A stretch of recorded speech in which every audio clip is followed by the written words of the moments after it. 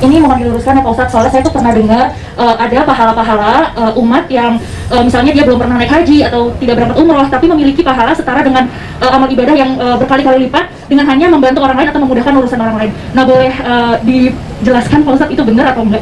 Makasih.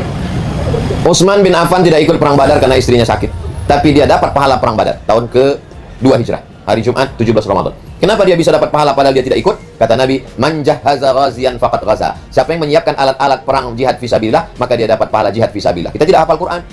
Kita tidak hafal Quran, tapi kita bisa dapat pahala hafal Quran. Kenapa? Mewakafkan tanah untuk rumah Quran, mendirikan rumah Quran, support tiap bulan beras. Tapi jangan gara-gara ini lantas nggak baca Quran. Nanti suaminya nanya, "Mama nggak baca Quran?" Kita sudah dapat pahala hafal Quran. Nah, jadi seimbang juga. Kalau kita sudah merasa bahwa kita tidak ada amal, dari satu jalan, kita tebus dengan jalan yang lain. Amal badan kita kurang, sholat sunat kita kurang, zikir kita kurang, baca Quran kita kurang, kita lebihkan di yang lain. Apa itu? Amal harta, zakat, wakaf, infak, sedekah, wasiat, hibah. Amal hartanya kurang, amal badannya lebihkan. Amal hartanya kurang, amal badannya kurang, amal hatinya lebihkan. Ridho, tawakal, zikir, qanaah, ini semua ikhlas, ini amal hati. Karena amal ada 3, amal badan, amal harta, amal hati. Ada orang yang tidak haji, tapi dapat pahala haji. Apa betul? Ya.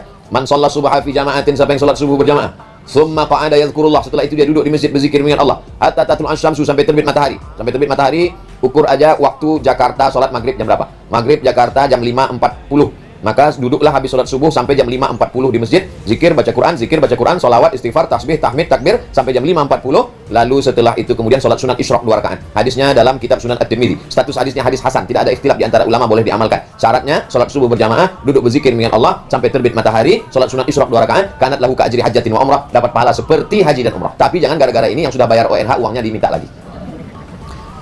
Man yassara an mu'sirin yassarallahu anhu yaumil qiyamah. Siapa yang memudahkan kesulitan orang, Allah mudahkan pula urusannya pada hari kiamat. Wallahu fi aunil 'abdi maka al-'abdu fi auni akhi. Allah akan senantiasa menolong seorang hamba selama hamba itu mau menolong saudaranya. Bukan satu jalan menuju surga, ada pintu babus shadaqah, ada pintu babus shalah, ada pintu babul jihad, ada pintu babur rayyan untuk yang puasa sunat, macam-macam banyak pintu. Kalau bisa kita masuk dari semua pintu seperti Abu Bakar Siddiq radhiyallahu anhu. Amin ya rabbal alamin. Wallahu a'lam.